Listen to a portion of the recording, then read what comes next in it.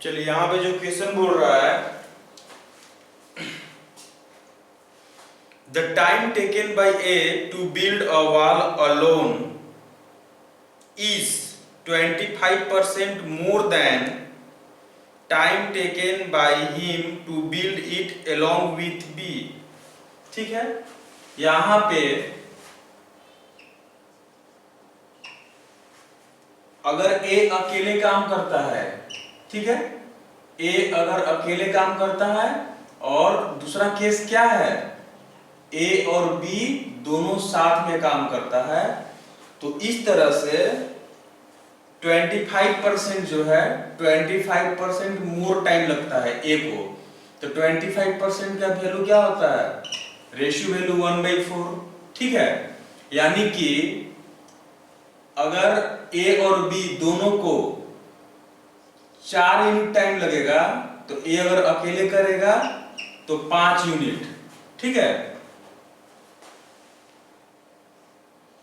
इसका मीनिंग यहां पे ये हो गया।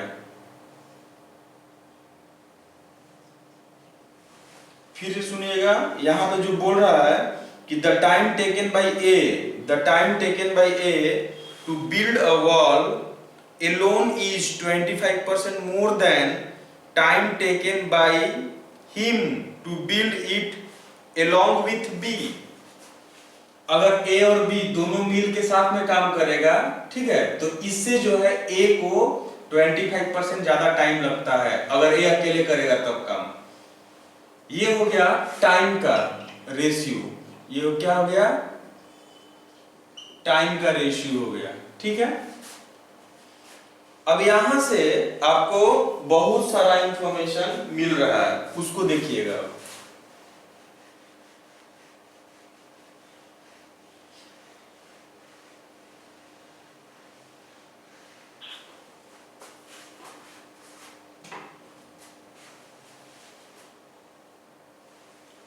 अगर यहां पे हम बात करें A is to A plus B,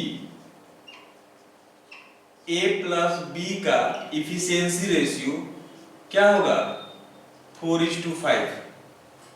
ठीक है, क्योंकि इफिशियंसी रेशियो जो होता है वो टाइम रेशियो का क्या होता है, उल्टा होता है। ठीक है, तो ये हो गया इफिशियंसी रेशियो। अब यहीं से आपको मिल रहा है कि A का इफिशियंसी अगर 4 यूनिट है तो A एंड B दोनों का मिला के कितना है, 5 है। तो A का ऑलरेडी से 4 मिल गया, तो B का कितना हो जाएगा, 1 हो जाएगा। B का कितना हो जाएगा, 1, क्योंकि A का अगर 4 रखेंगे तो B का 1, 4 और 1 कितना हो जाएगा, 5।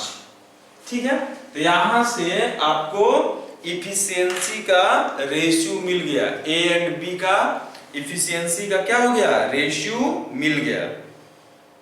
अब बोल रहा है कि B will take how much percent more time, B will take how much percent more time। ठीक है, अब यहां बोल रहा है कि परसेंटेज मोर पूछा है, परसेंटेज मोर, और वो भी क्या है, टाइम के रिस्पेक्ट में। तो परसेंटेज मोर जो होता है दो वैल्यू का डिफरेंस बाय लेस इंटू 100%। ठीक है, अब यहां पे बोल रहा है कि B will take how much percent more time to build the same wall than time taken by him to build it along with A। ठीक है, अब इधर देखिएगा, अगर यहां पे हम बात करें तो B का efficiency and A and B का इफिशियंसी कितना होगा, 1:5। This is efficiency ratio. ठीक है, अगर हम टाइम का बात करें तो B:A प्लस B, तो ये कितना हो जाएगा, 5:1। B को अगर 5 यूनिट टाइम लगता है तो A एंड B को दोनों मिला के कितना, 1 यूनिट टाइम लगेगा।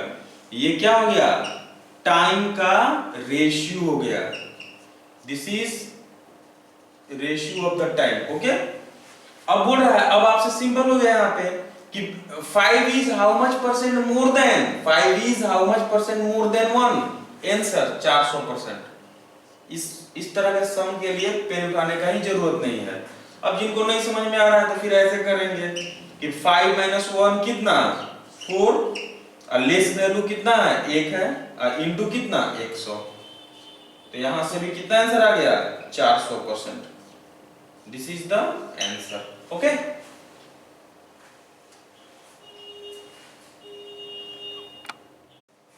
चलिए यहां भी क्वेश्चन बोल रहा है कि Radhika purchase certain number of article for ₹15 each. ठीक है, मान लेते हैं कि राधिका जो है n नंबर ऑफ आर्टिकल खरीदती है। कितना खरीदती है, n नंबर ऑफ आर्टिकल खरीदती है वो। तो n नंबर ऑफ आर्टिकल का सीपी कितना हो जाएगा, ईच आर्टिकल का कॉस्ट प्राइस है 15, तो क्या हो जाएगा 15 इंटू n। ठीक है,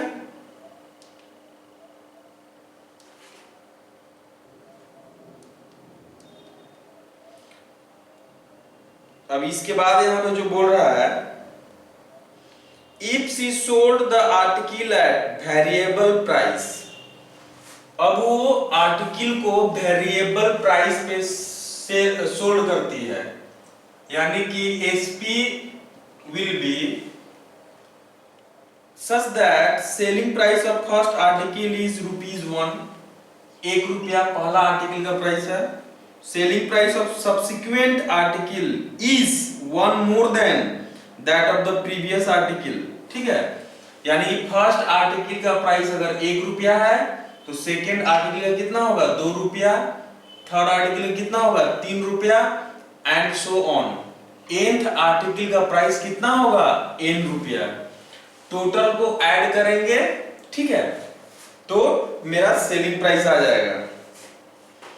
then minimum how many article she should sold to gain at most 20% overall.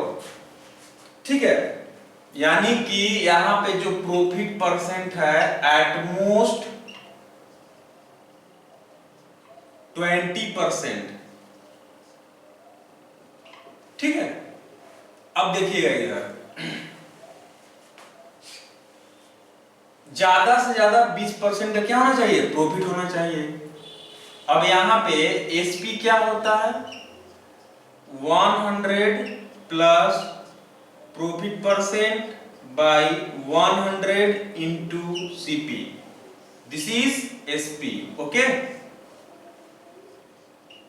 अब देखिए तो 20% ज्यादा से ज्यादा 20% का प्रॉफिट होगा, तो क्या लिखेंगे 120 by 100 into 15n is equal to, मान लेते हैं कि वो n नंबर ऑफ आर्टिकल क्या की है, सेल की है। ठीक है, तो n नंबर ऑफ आर्टिकल का सेलिंग प्राइस, अब n कंसेक्यूटिव नंबर का एडिशन क्या होता है 1 + 2 + 3 plus dot dot dot n, तो कितना हो जाएगा यहां पे m इंटू n प्लस 1/2। ठीक है, अब इधर ध्यान दीजिएगा, ये n और ये n कैंसिल हो गया, और यहां पे 5 और ये 6। ठीक है, और यहां पे कितना 5 एकम 5 3। अब यहां पे जो वैल्यू आ गया n प्लस 1 का जो वैल्यू आ गया 18 का डबल 36। ठीक है, इसीलिए n का वैल्यू कितना हो जाएगा 35। This is the answer. Okay,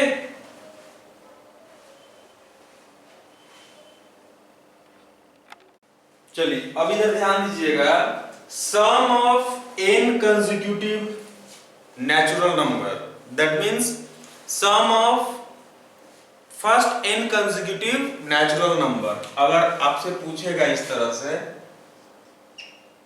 कि summation of i is equal to 1 to n, और यहाँ पे क्या दे दिया i।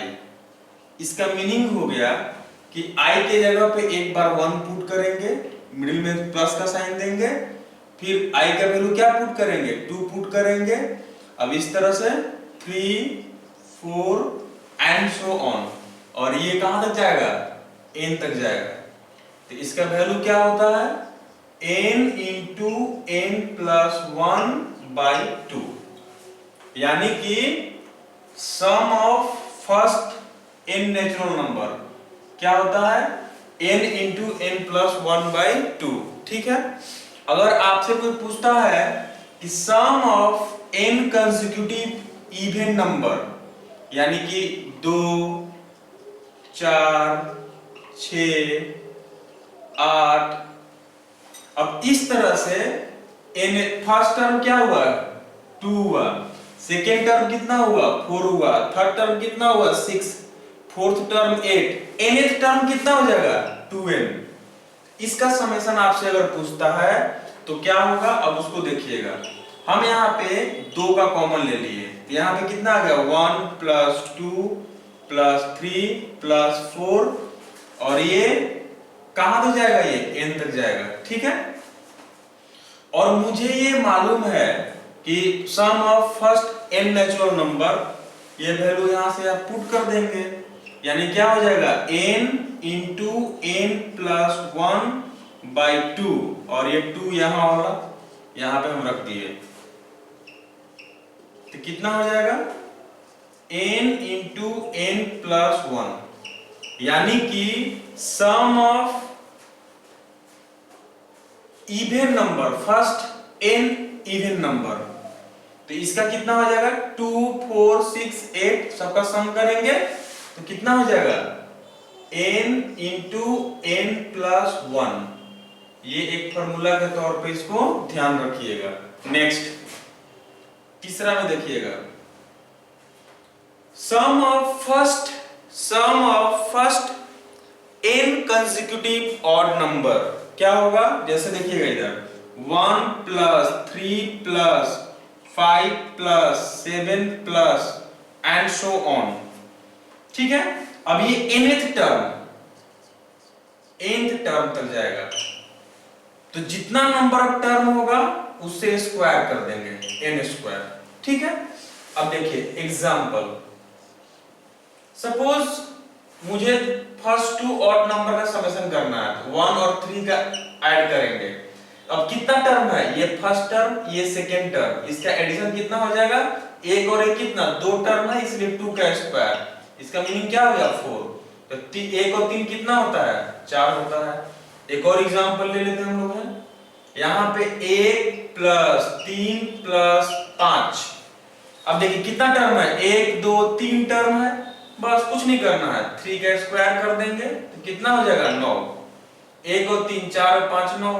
ठीक है, और लास्ट क्लास में हम ये भी बताए थे कि जब भी summation of i is equal to 1 to n, summation of i is equal to 1 to n, अगर आपसे पूछे i स्क्वायर, इसका मीनिंग हो गया कि 1 square plus 2 square plus 3 square plus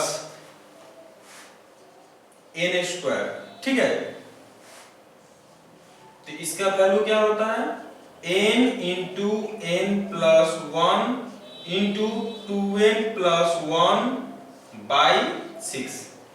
ठीक है, और एक और फॉर्मूला लिख दे रहे हैं यहाँ पे हैं कि summation of i is equal to 1 to n, अगर ये i क्यूब दे दिया तो क्या होगा, 1 cube plus 2 cube plus 3 cube, और ये and so on n cube.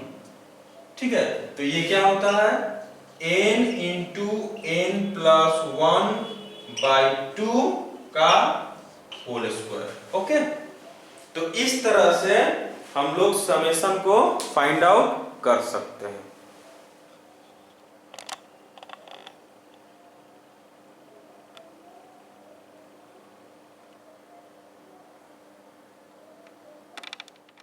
चलिए यहाँ पे जो क्वेश्चन बोल रहा है कि mixture A contains milk and water, ठीक है। अब ये मिक्सचर ए है, अब इसमें दो चीज है, milk is to water in the ratio 2:3 respectively, यानी कि 2 रेशियो मिल्क है तो वाटर कितना है, 3 रेशियो है। While mixture B contains milk and water 1:4, B जो है यहाँ पे मिल्क इज टू वाटर, ये क्या है 1:4। अब बोल रहा है in what ratio both mixture should be mixed to obtain a mixture having milk to water in the ratio 1:3।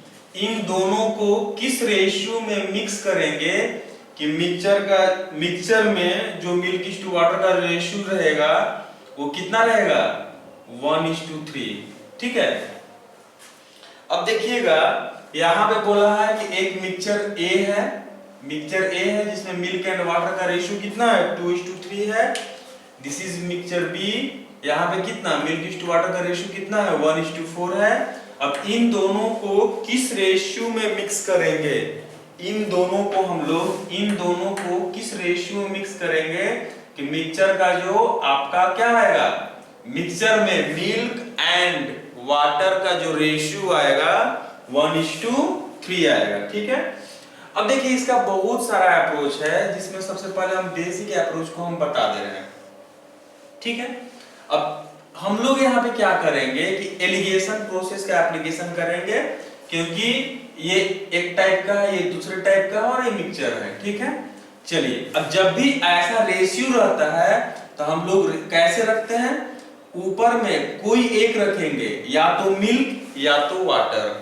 अभी हम मिल्क के रेस्पेक्ट में एलिगेशन कर रहे हैं तो ऊपर में क्या रखेंगे मिल्क और नीचे क्या रखेंगे सॉल्यूशन, यानी कि मिल्क प्लस वाटर, ठीक है। यानी कि यहां पे क्या लिख सकते हैं मिल्क बाय सॉल्यूशन के रिस्पेक्ट में हम लोग एलिगेशन किए। अब यहाँ पे क्या आ गया, ये ए आ गया और ये क्या आ जाएगा बी। तो ए यहाँ पे कि ए में मिल्क और मिल्क बाय सॉल्यूशन कितना होगा 2/5, बी में मिल्क बाय सॉल्यूशन कितना होगा 1/5, अब मिक्सर में मिल्क बाय सॉल्यूशन 1/4, ये हो गया 1/4, ठीक है। अब इधर देखिएगा इन दोनों का डिफरेंस 1/4 माइनस 1/5, 1/4 माइनस 1/5 क्या होगा 1/20, 1/20। इधर कितना होगा आपका 2/5 माइनस 1/4, तो एलसीएम हो गया 20, 8 अब माइनस 5, 3/20, ठीक है।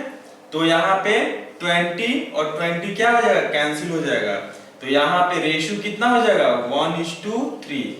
दिस इज द आंसर, यानी कि मिक्सचर में मतलब इस मिक्सचर में ए कितना रहेगा 1 रेशियो, तो बी कितना रहेगा 3 रेशियो। तो ये तो आपका हो गया एक अप्रोच हो गया। सेकेंड अप्रोच क्या है उस पे हम लोग फोकस करते हैं। इधर देखिएगा एलिगेशन मिक्सचर का जब भी हम लोग एप्लीकेशन करते हैं तो nature must be same. Nature का हम लोग नेचर सबका नेचर यहाँ पे सेम कर दिए। यहाँ पे क्या है मिल्क, नीचे क्या है सॉल्यूशन, सभी में ऐसा किया। अब यहाँ पे क्या एक काम करते हैं कि रेशियो को ऐड कर दिए हम। यहाँ पे रेशियो कितना हो गया 2 और 3 कितना हो गया 5। यहाँ पे 1 और 4 कितना हो गया 5, ठीक है। और 1 और 3 कितना हो जाएगा 4। अब क्या करेंगे कि 5, 4, 4 का एलसीएम ले लेंगे। क्या करेंगे एलसीएम ऑफ 5, 4, 4 कितना आएगा 20। अब सबको हम 20 कर देंगे, सभी रेशियो को 20 कर दिए, ठीक है। तो इसमें कितना से मल्टीप्लाई करना पड़ेगा, 4 से मल्टीप्लाई करना पड़ेगा।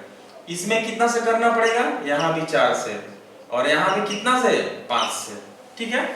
अब बहुत आसान हो गया आपका। अब यहाँ पे ए मिक्सचर हो गया, ये मिक्सचर बी हो गया। अब किसी एक के रेस्पेक्ट में लीजिए, हम यहाँ पे मिल्क के रेस्पेक्ट में ही रख रहे हैं। क्या कर रहे हैं, मिल्क के रेस्पेक्ट में। तब यहाँ पे मिल्क पहले 2 रेशियो है, 4 से मल्टीप्लाई किए हैं, तो कितना रेशियो आ गया, 8 रेशियो। यहाँ पे कितना है, मिल्क पहले 1 रेशियो था, 4 से मल्टीप्लाई कर दिए, तो यहाँ पे कितना हो जाएगा, 4 रेशियो आ जाएगा। यहाँ पे पहले कितना था, 1 रेशियो था, तो ये कितना आ जाएगा, 5। अब देखिए इन दोनों का डिफरेंस 1 का, इन दोनों का डिफरेंस 3 का, यानी कि आंसर क्या हो जाएगा, 1:3। This is the answer. हम यहाँ पे मिल्क के रेस्पेक्ट में सॉल्व किए, आप चाहे तो वाटर के रेस्पेक्ट में भी सॉल्व कर सकते हैं, आंसर में कोई प्रॉब्लम नहीं होगा। तो ये 2 अप्रोच हम बताएं, ठीक है। चलिए यहाँ पे जो क्वेश्चन बोल रहा है कि अ मैन बोरोज 5100 रुपीज, एक मैन जो बोरो किया है 5100 रुपीज, ठीक है, to be paid back with compound interest at the rate of 4%। Rate of interest कितना है, 4%, ठीक है। By the end of 2 years, time जो दिया है 2 years, in equal yearly installment, how much will each installment be, ठीक है। मान लेते हैं कि ईच इंस्टॉलमेंट जो है 100% करके है, 100% है, और ये भी क्या है, 100% है, ठीक है। दिस इज फर्स्ट इंस्टॉलमेंट और दिस इज सेकेंड इंस्टॉलमेंट। अब यहां पे उसको जो है मनी जो है, जो भी बोरो किया था, यहां पे ड्यू क्या करना है, इस पॉइंट पे जाके ड्यू को कंप्लीट कर देना है। तो जिस पॉइंट पे ड्यू कंप्लीट होता है उसको बोलते हैं हम लोग हैं ड्यू टाइम, ओके। इसको क्या बोलते हैं, ड्यू टाइम, ठीक है। अगर हम बोरो किए कितना, 5100 रुपीज, और हम कोई भी इंस्टॉलमेंट नहीं देते, हम बोरो किए कितना, 5100 रुपीज, और कोई भी इंस्टॉलमेंट नहीं देते, तो इस टाइम पे, इस ड्यू टाइम पे मेरा जो ड्यू अमाउंट होता वो ये होता, 5100 रुपीज, ठीक है। 5100 1 प्लस रेट ऑफ इंटरेस्ट कितना, 4/100 का होल स्क्वायर, जो अमाउंट मेरा बनता वही मेरा ड्यू अमाउंट होता, ओके। ये फर्स्ट इंस्टॉलमेंट दिए, ये दिए सेकेंड इंस्टॉलमेंट। ये सेकेंड इंस्टॉलमेंट हम दे रहे हैं at the end of second year दे रहे हैं, ठीक है। तो उसका ड्यू टाइम पे उसका जो वैल्यू होगा वो 100% ही होगा, और ये पैसा जो दे रहे हैं वो ड्यू टाइम से 1 साल पहले दे रहे हैं, इसीलिए इसका जो वैल्यू होगा इस पे 4% रेट ऑफ इंटरेस्ट मिलेगा। तो कितना मिलेगा, ये 104 बनेगा ये। अब ड्यू टाइम पे जो वैल्यू बना, कितना बना, 100 और 100 204, यानी कि 204%, ठीक है। तो अब यहां पे ध्यान दीजिएगा, यहां पे 1 और ये कितना, 25, ठीक है। यानी कि यहां से 204% का जो वैल्यू हो गया वो कितना हो गया 5100 इंटू 26/25 का होल स्क्वायर। आपको तो इंस्टॉलमेंट चाहिए तो 100% का वैल्यू क्या होगा 100%। ठीक है, क्या करेंगे 5100 into 26 into 26 divided by 25 into 25 into, अब देखिए ये कहां पे आएगा नीचे आ जाएगा, तो इसको हम लिख सकते हैं यहीं पे लिख दीजिए 204 और ऊपर में 100 से मल्टीप्लाई कर देंगे, तो ये हो गया इंस्टॉलमेंट। ठीक है, अब इधर देखिए, अब इसको हम लिखेंगे 5100 को लिख सकते हैं 51 इंटू 100। ठीक है, अब देखिए 51 1 जा 51, यहां पे कितना होगा 4 और यहां पे कितना 25 चौका 100। अब ये शेष ये पूरा कंप्लीट हो गया आपका। अब देखिएगा यहाँ पे ये कितना हो जाएगा 25 एकम 25 और यहाँ पे कितना 4। ठीक है, अब यहाँ पे देखिएगा 26 का स्क्वायर कितना होता है 676, 4 से इसको मल्टीप्लाई कर दीजिए तो 100% का जो वैल्यू हो गया 4 छक 24 का 4 2 4 सत्ते 28 और 2 30 का 0 3 4 छक 24 और 3 27 2704 रुपया। This is the answer. Okay,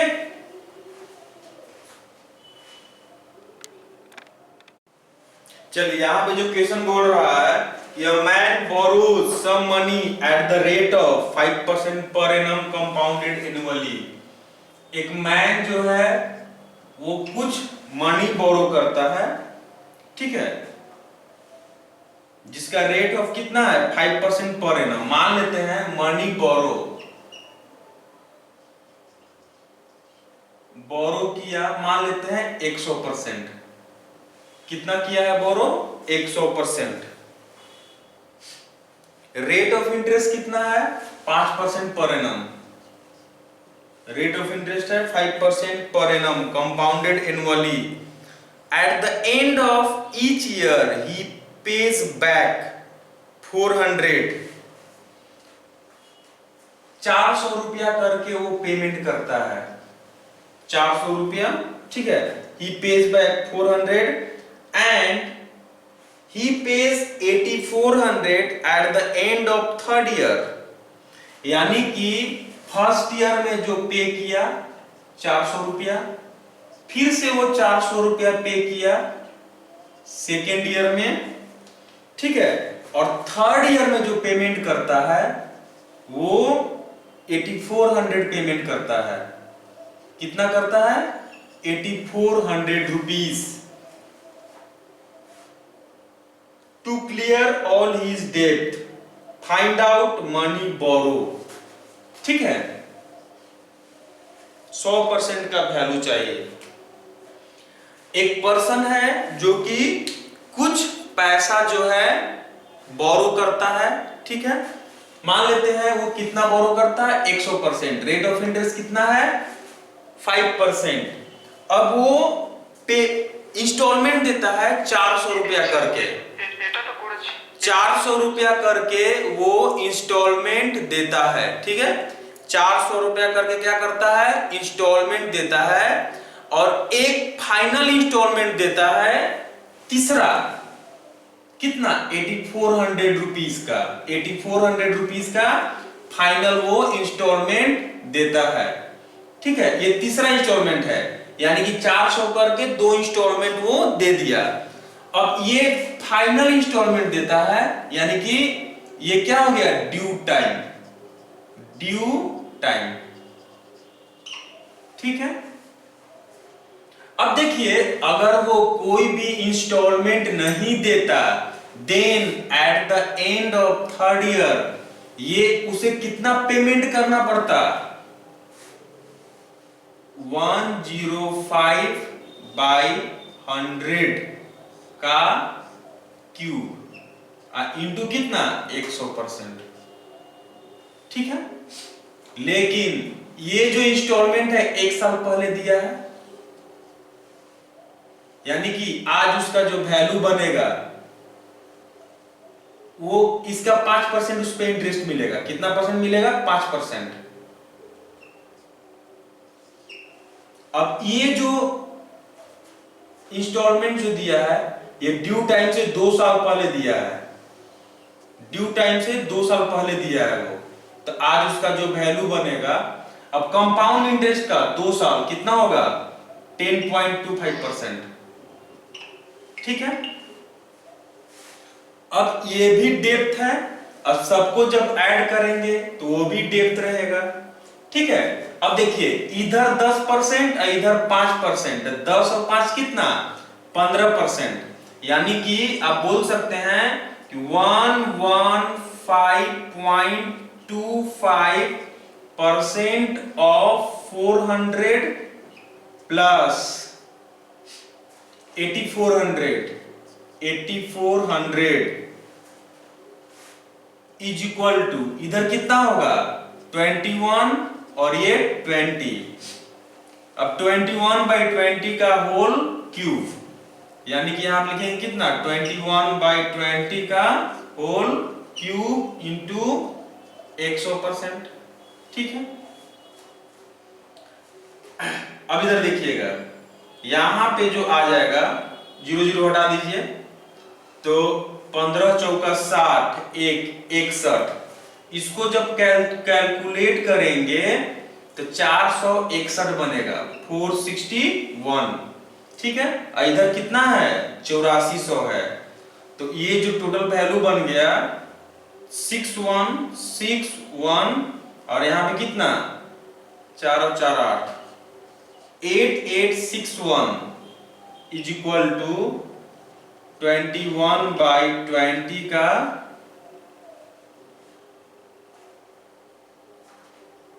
whole cube into कितना?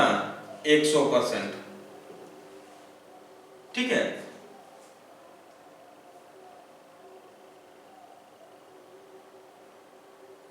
यहां पे थोड़ा सा प्रॉब्लम हो गया, रुक जाइएगा 1 सेकेंड।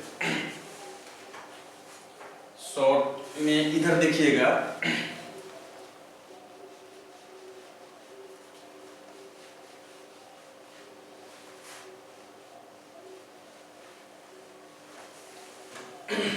यहां पे जो आपको हो जाएगा, देखिए 100%, 100%, 200%, 200% और 10 और 5 15, 215, यानी कि लिखेंगे 215.25% ऑफ 400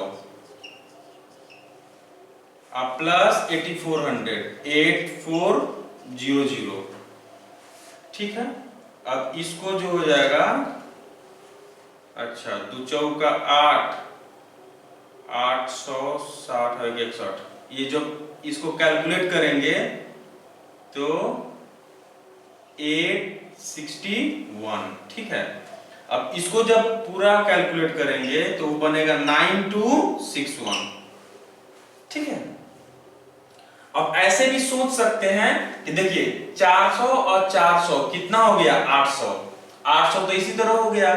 अब 10.25%, तो इस पे जो इंटरेस्ट मिलेगा 10.25%, यानी कि 41 रुपया यहाँ पे इंटरेस्ट मिल गया, 41 रुपया। तो ये 41 रुपया यहाँ पे, और यहाँ पे इंटरेस्ट कितना मिला? 20 रुपया। ठीक है, यानी कि 441 और 420, तो टोटल कितना हो जाएगा? 861। ऐसे कर सकते हैं, नहीं तो ऐसे भी कर सकते हैं, क्योंकि इस पे जो है, इस पे कितना है आपका? 10.25% है, यानी कि 2 साल है ना, तो इसलिए 10.25% और कितना? 400, तो कितना? 41 हो गया, और इस पे 20 रुपया मिलेगा, यानी कि 5% ऑफ 400 कितना? 20 रुपया। तो ये 420 हो गया, और ये कितना? 441। सबको ऐड करेंगे तो 861। आप कैलकुलेशन ऐसे भी कर सकते हैं, ऐसे भी कर सकते हैं। अल्टीमेटली आप जो है टोटल ड्यू टाइम पे उसको अमाउंट दिए, वो कितना दिए 9261, ठीक है। अब ये वैल्यू और ये वैल्यू आपस में क्या है, इक्वल है, ओके। अब इसको इक्वेट कर दीजिए। अब 21 का क्यूब कितना होता है 9261 और 20 का क्यूब कितना होता है 8000 इंटू 100% इज इक्वल टू कितना हो गया 9261 कैंसिल, यानी कि 100% का जो वैल्यू आ गया वो कितना हो गया 8000। This is the answer, okay.